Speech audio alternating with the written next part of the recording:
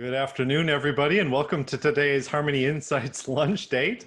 My name is Erich Kurschat. I'm the owner of Harmony Insights LLC, a company that allows me to work with organizations and consultants using the DISC personality assessment, which many of you know about. You've heard me say it before. I'm a self-proclaimed DISC nerd, and a lot of that is done virtually these days, not only the assessment, but the facilitation piece. Teams are coming together and having conversation around how they connect with one another and their audiences, especially now that many of them are working from home.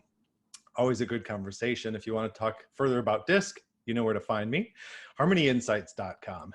I'm also the founder of HR Hot Seat, which is an inclusive mastermind community of, as we say, real HR pros solving real HR problems. We have over 2,600 members at this point in 10 different licensed chapters around the country. And everything that we're doing is free, always has been, and these days is all virtual as well. So you can find out more about HR Hot Seat if you are an HR professional or someone who serves HR professionals at hrhotseat.com. You've joined us for something special today. I started these a few months ago to stay inspired by people that I find particularly inspiring. And today's guest, Levy, certainly has made that short list. So Aaron, welcome to today's Harmony Insights lunch date. Well, thank you for having me on. When you asked me to come, I was very honored. So I'm happy to be here. Excited to have a conversation today. I'm thrilled to have you with us today. I have seen you speak on at least a couple of occasions. I remember you facilitating a roundtable for Chicago SHRM, which is probably where we first crossed paths. And then again recently, before we were quarantined, when you were kind enough to facilitate one of their breakfast bites, a morning networking event. Which was fantastic. And I've been following you otherwise, and I'm just thrilled to have you on today. So thank you for joining us again. By way of further introduction for folks, I love starting out by asking, people know that I choose my guests and my guests choose the topics that we talk about. And so I came to you and said, Aaron, I would love to have you on a lunch date. And you said, great. You proposed something that we have called Why Leadership Training Doesn't Work. What passion do you have for this topic? Why is it that you've chosen this of all the things that we could have discussed? Yeah, it's at like the core of why I started Raise the Bar and why I do much of what I do. It goes to the deep-rooted like science of behavior change and why people do what they do. And early in my career, I was curious about why, when we know better, don't we do better? Right? Why can you like roll out a process to a team or tell somebody, hey, here's what we need to do. This is going to make all of our lives better. And everyone says, yeah, I'll do it. I got it. I know what I need to do. Why did like only a small percentage of people actually ever do that? And it's this idea that knowledge doesn't equate to action. And unfortunately, what I've seen throughout my career is that most leadership trainings, and most trainings in general, to be quite honest, are based on this idea that if I give people knowledge in a training, they're going to soak it in, absorb it, and apply it. And that's just not true. And even in the way we design leadership trainings, we do weekend leadership summits and day-long either virtual sessions now, but or live sessions, and we say, hey, can I do people often ask us, hey Aaron, can you do a half day with our team? Can you do a day with our team? Can you do and I said, no, I'm sorry, because that doesn't drive sustainable behavior change. And what leadership development is all about is building the skills to make better people leaders, building the skills to build coaches within a company, not task managers. And those things don't happen in one day. I've shared it a number of times, but there's a McKinsey study which says that adult learners only retain about 10% of what they hear in a lecture. And then I do the math. I'm like, okay, if they retain 10%, how much do they actually absorb and are able to apply, right? That's Right. like minuscule percentages. And then take that over time, right? Because we want these habits to change 3, 6, 9, 12 over their lifetime, right? We want these leaders to change for good. And what you're getting is a very, very small percentage for a high number of dollars spent and a high amount of hours spent on leadership training. And it as you could tell, it frustrates me. I get quite animated about it because we often design them within organizations based on the ease of like the lift of, hey, we can get everybody together, but we're not going to get them together multiple times, in a 3-month span. We're actually, let's just get them all together for a day or for 2 half days because that works. That makes sense. But that doesn't actually get to the outcomes we're trying to achieve. And so it's this challenge between what are the outcomes we're trying to achieve and how are we actually going about achieving those outcomes versus making it easy to do. We have so much to tackle. I mean, that alone set us up to go in so many different directions, and we have 22 more minutes. So I want to make sure we make the best use of our time. You said something in the very beginning that got my attention, and that is why people do what they do. And given the work that I do with DISC, like that is the foundational question and curiosity that I have, and as soon as you mentioned, I think you said part of what you said is that say it again, something like knowledge doesn't equal action. Yeah, that's exactly it. And we tend to believe that if I tell somebody else, they'll do it. Yeah, And we don't necessarily, if someone tells you what to do, are you going to do it? right. We have this like outward look on life, and that's how we look at others. But then if we put the light back on us and someone just tells us to do something, are we necessarily going to do it? Or are we going to remember to do it? Are we motivated to do it? Do we want to do it? Do we want to do it again and again and again? Right. And so that's like kind of like the ever present question. So when you factor in then personality style, and this is just off the top of my head, there are people like me, and you can raise your hand if this is you as well, that you really value data and you value information and knowledge, and you're so focused on soaking it up and reading one more article, or getting one more piece of advice that taking action piece is pushed further and further off. And I could sit through, conversations and webinars till the cows come home and really be inspired and enjoy my time, like sincerely and genuinely. But then I stop and say, have I acted on anything that I've learned? And honestly, have I retained this stuff? Has it been fun in the moment, or have I actually gleaned something valuable from these conversations and these books and articles that I can then use in some way to take action? So that's something that I personally struggle with. I'm playing my own cards here. I don't know if anybody's with me or not, but so Yeah, and you before, know what? Honestly, when I do the same thing, right? I like to read books. I like to listen to podcasts. I like to absorb information in different ways, and from different, not just like one specific realm, but like I think a wide breadth of information from different spheres can really influence and help creativity flow. And so I love that. But I also, the thing that I tell myself when I do that, Eric, is I say, I'm not necessarily listening to this to come up with direct action plans or direct action steps. I'm just absorbing information. So it just depends on, or I'm coming to this and I'm listening to this to take some different action, right? There is a goal. And so when I put those like different distinctions on, it helps me mentally not feel like stressed being in my car, listening to an audiobook, being like, oh my God, I got to do something with this. I got to figure out my team. I got to do this, that, and the other. Now there are times where I want to do that, and I use like the notes function on my phone or an email or whatever, and I don't do it while I'm driving, right? But it's that mental distinction to say, hey, am I absorbing and just absorbing information, and you never know when that will pop back up, or am I wanting to take direct action? I came across just in time learning along the way, saying, okay, there's a million things I could learn today, but what is it that I really need to make use of now? There's this great article on podcasting. I haven't yet started a podcast. I may down the road, at which point I'll come back to it, And so anyway, I don't want to go too far down that road, but I put together a quick poll, which I'm going to launch for folks, and it asks two simple questions. One, does your organization have a formal leadership development program? You have yes, no, or I'm honestly not sure, which is an acceptable answer.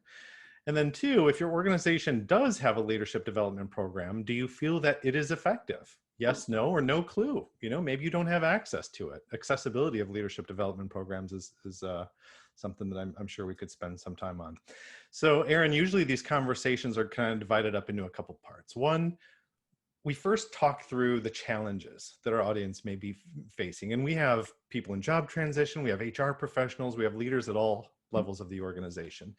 What are the challenges that people might be facing related to our topic of leadership development? And then what I want to end on is actionable tips, takeaways, resources that we can share with our participants today that will help them take at least the first step toward attending, building, coordinating something valuable for their organization. So let's start with the challenges. And I think you've already touched on a couple, but what would you identify as some of the top challenges that you see primarily in the work that you do as the founder and CEO of Raise the Bar Consulting? I think one of the challenges is it takes to make sustainable change. And when it comes to leadership, the challenges are a couple layers to it. One is just from an operational standpoint, it's hard to do the type of training within an organization that's necessarily needed, right? And so what we talk about in our boot camps and our trainings is over 12 weeks, we have 6 workshops, 4 coaching sessions, a 360, and homework assignments. So that's a lot of touch points, right, in 10 to 12 weeks.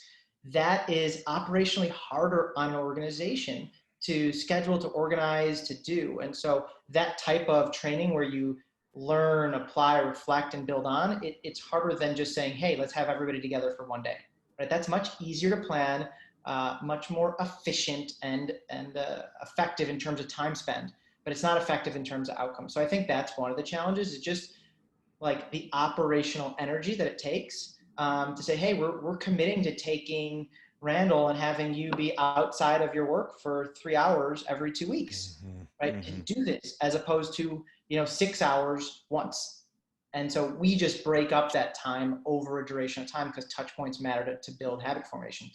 The other challenge is that we put people and we put leaders into leadership positions, and we fail to realize that building the habits of a leader, like only 10% of managers have the natural tools and skills to lead. So right off the bat, we're challenged with most managers within most organizations suck. And not because they want to suck, right? Not because they're trying to suck, but because they're promoted because they're good at what they do. They're a top performer, but that doesn't mean they're good at leading people. And building the skills and like the muscles around leading people is not like learning how to model in Excel or learning how to code. It's not something that you can do passively from a screen. It's something that you need to actively engage in it. And so you can do it through a screen, but you need other people on the other side of that screen, right? Yeah. So there needs to be a dynamic engagement. Soft skill development takes more effort, energy, and what we talk about is probably the core to all of it, practice. Deliberate practice is what it takes. And so, those challenges are like most leaders don't have the skills, and it takes effort to build those skills. And 2, it takes organizational effort to commit to building those skills. So it strikes me then, sort of what we're dancing around to a certain extent is kind of accountability and ownership to a certain extent. So I spend a lot of time around HR professionals, and I talk to a lot of people who are departments of one, or people who don't even have HR officially in their title, but they've been tasked with HR type. And I'm using HR as a broad umbrella to mean talent development in this case. Yep. So what I'm driving at here is, who's responsible for these things? Who's responsible for seeing that, that the managers have the training that they need? Who's responsible for determining that we don't have enough touch points built into our program? Do you see that quite often being HR talent development professionals? Do you see that falling on the shoulders of or on the plates of leaders at different levels of the organization? Yeah, the interesting thing is, and I just had a podcast with the founder of Lattice, which is an HR platform, an organizational management platform, and we were having this conversation about this very topic. And as the organization grows, those things change, right? The number of people you have to support you changes in the HR or the people space. Ultimately, though, what it really is the job of the CEO, the president, the founder, whoever it is that's leading the organization. It's partially their role and their responsibility, as well as the rest of the executive team, to say, how are we optimizing and best supporting our people so that we can drive and deliver the best outcomes? Because if you said, hey, who's most responsible for the business's profitability and success? You would say, oh, it's the CEO and the executive team. This is the same thing, right? Who's responsible for making sure we do the steps to drive that profit and to drive those outcomes? Because like, we can talk about this is, leadership training is important because it helps people and helps people feel better and interact better and create safety on their teams and all that stuff. But the truth is a great manager produces, I think it's like 27% more profit for their team and 40 some odd percent more revenue. Like, it drives outcomes. And so when we put that like hat on of like, hey, what's going to drive business performance to the max this year? It's our people. Doesn't matter how great your technology is. Doesn't matter how great your marketing or sales team are. Those have to be run, led, and driven by people. And so at the end of the day, it's not just the HR leader's responsibility to say, hey, I'm in charge of our people, right? Our attrition numbers are this high, right? And the board tells me, or, or the CEO tells me, or somebody else tells me this is my fault. No, it's partially your fault, but it's also the rest of the organization, right? We need to think about these as global issues for our team and not just, okay, one person, you solve that. I love this. This is going exactly how I hoped it would so far. Just for full transparency. Um, because we hear so often that it starts with the top, and I like that you're reinforcing that. You're reiterating that it really does, that there's little that can be done at other levels of the organization if it isn't supported from the top. I'm now also wondering too, if it's not sort of, we'll say, bi-directional, in the sense that there are people who want to provide leadership training, but what is the onus that is on those of us who want to be trained, who want to become leaders, who want to have access to the resources and the time and the mentors? What role do we play in this process in terms of going to our organizations and to our leaders and saying, this is something that I want more of? Yeah, I'll give you, my head's going in a couple of places. Coffee's still kicked in from, 7 a.m. this morning. So the onus, here's the onus on the individual, right? On you as a leader. One is whatever training you're getting or not getting, right? Whatever level, if it's, watching a LinkedIn Learning or reading a book, or your company does put on some sort of training and it's maybe not optimal because it's not over, a duration of a couple of months, it's one day. Your onus is to put one thing into action and practice. And I can tell you, no matter how good our trainings are, or any trainings are that are designed in a long form session, in long form programs, if you're not putting it into practice, it's not going to happen.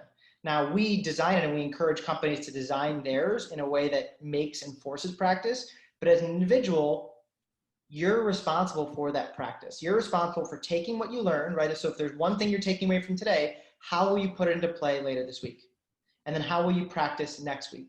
Because when you keep practicing, that's how you get better. The only way we grow is by getting out of our comfort zone and pushing ourselves a little bit further and testing and learning and testing and learning. And it's not necessarily only testing in a safe space, it's testing in the real world and seeing what happens and screwing up and falling on our face. And you'll learn from that. And you'll also have wins and you'll learn from those wins. And so I think that if there's anything to take away from this, it's the practice, and practice not just doing it, but also getting feedback. You can Wikipedia the phrase deliberate practice, and then I'll talk a little bit more about what that, what the science behind that is, but it's around getting real life feedback. It's the idea of, the idea I use, and the analogy I use is if you're playing basketball in the dark, you're not going to have so much fun because you're not getting feedback of where the ball's going, what's happening, what could I do better, what could I do different. You need that feedback to make mental adjustments, whether you know you're doing it or not. So one, the onus is practice. The other onus is going out and searching and looking for what you need, right? Whether that's a boot camp cohort, like we do boot camps all the time, because we have individual leaders who say, my company might not be willing to commit to doing this for our whole organization, but I know this is what I need because I need to take my leadership to the next level, right? And so like, what can I do that's going to really activate that? And I would say, if you're doing that, the tip that I give you is make sure there is practice built into those programs. Make sure there's some sort of homework or built-in follow-up and reflection, because the mode and the modality that we talk about that optimizes your learning, and not learning, because I honestly don't care about your learning, I care about your actions, that optimizes people behaving differently, is if you learn, then are forced to apply what you learned, and then are forced to reflect on what worked or what didn't work. And so thinking about those three things in any program you look at, in anything that you're doing, right? Even if it's just reading a book, right? What am I learning? How am I applying what am I learning? And now let me reflect on that. It's only going to increase your likelihood of growth and success in that way. I love seeing that motivation in people when they're intentional about developing their own skills, sometimes recognizing that their companies are not committed to that themselves, and they're showing up to HR hot seat. And I think those are some of my favorite conversations with people that are saying, I'm here of my own volition. I've sought this out. I'm here because the things that I need to learn and the feedback that I need to get, the advice that I'm looking for, I'm not getting in other places. But I know how it's so vital to my own development as a leader, as an HR professional. And that I get so inspired by that myself. And I'm thinking, well, geez, what more could I be doing to be seeking this out as well? I would like to share the results of the poll. Looks like I asked, does your organization have a leadership development program? 20% said yes, 73% said no, 7% said I'm not sure. Interesting responses there. I want to get your take on that, Aaron. And then number two, if your organization does have a leadership development program, do you feel that it is effective? 13% says yes, it is effective. 47% saying no. 40% saying they're not sure, maybe they're not involved, or it's not something they have access to. Are you surprised by any of these numbers? No, unfortunately. I wish I could be like, oh my God, these Yeah, numbers. yeah, No, I'm not surprised. I mean, it's why I'm in business, to be honest. It's like yeah, the vision that we have for the world is one where all leaders are coaches.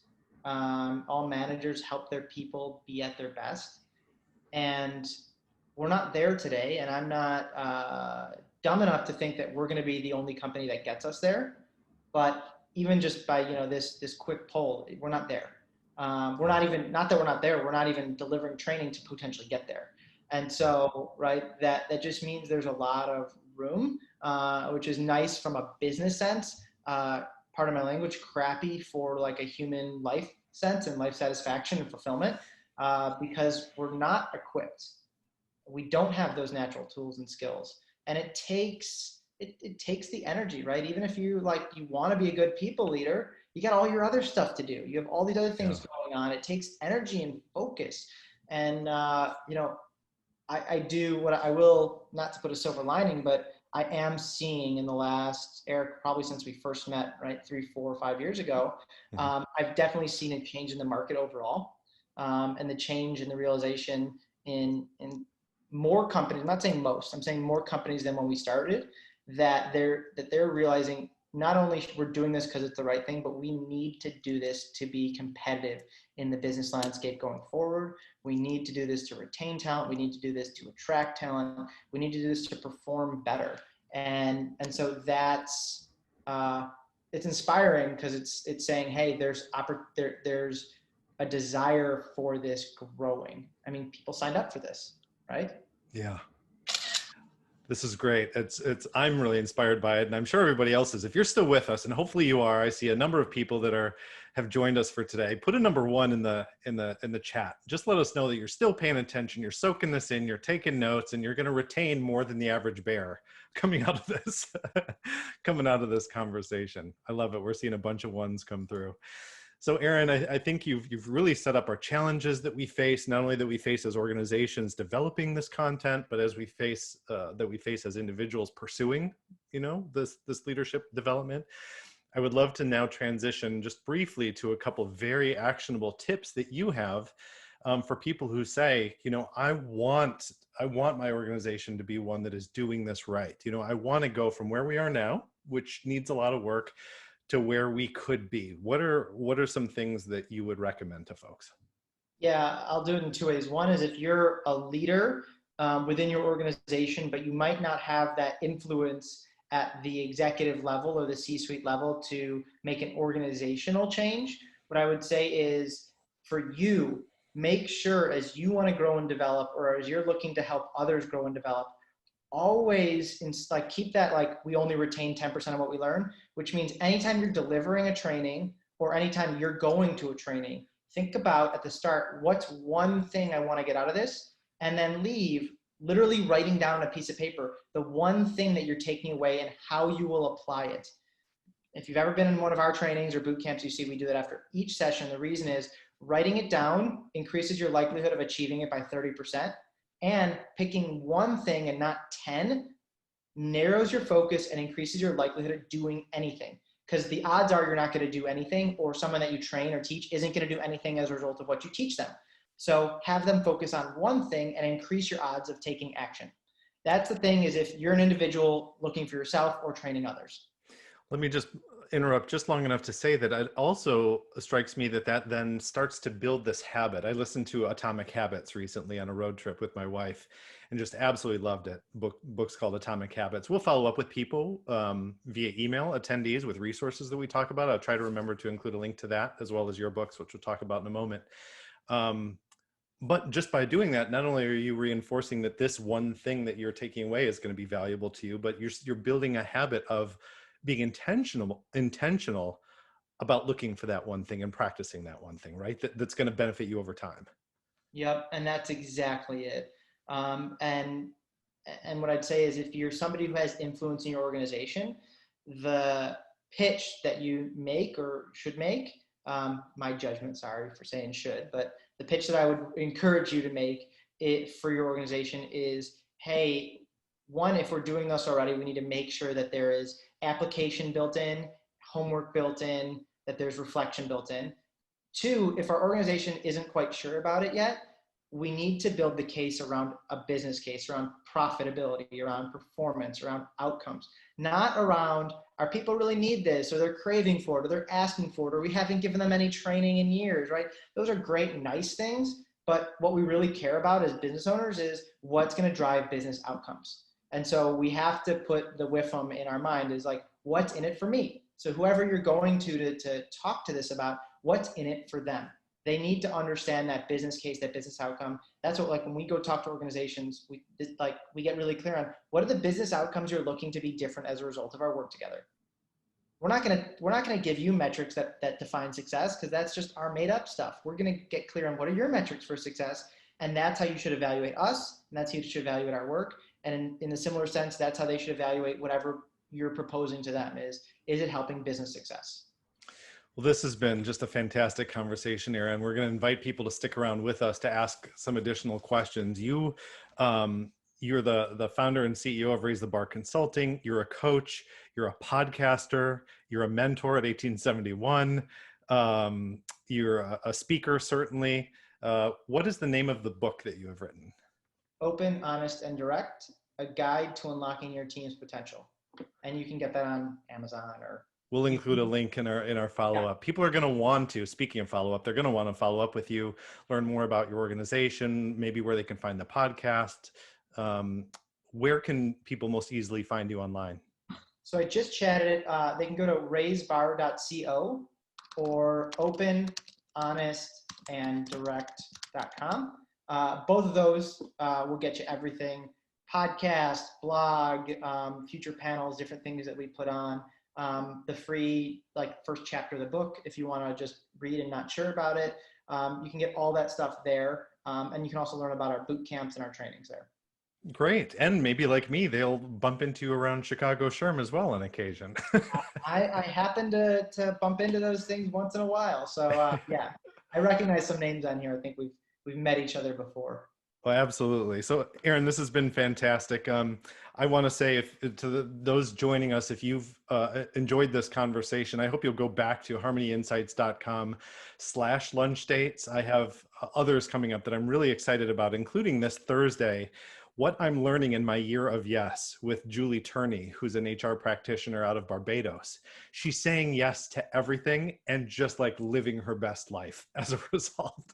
We've had some great conversations. She's on the verge of her first book, so I'm really excited to talk with Julie on Thursday. Next week, I'm going to speak with the Director of Global Diversity, Inclusion, and Community Engagement for McDonald's. We're going to have a conversation titled, What Recent Shifts in Diversity and Inclusion Work Mean for HR Pros?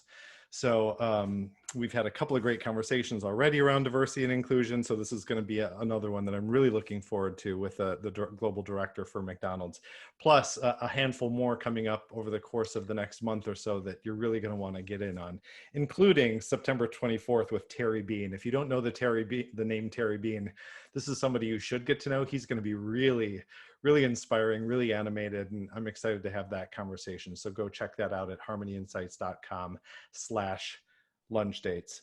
Aaron, I really appreciate you would spend this time. Again, I've been so inspired by your work, and I've been really eager to get you in front of some other people to have them be inspired as well to go out and build their best leadership development programs, those that are going to work more effectively because of the things that we talked about today. So thank you so much for joining me. Thank you for having me on. This was a fun conversation.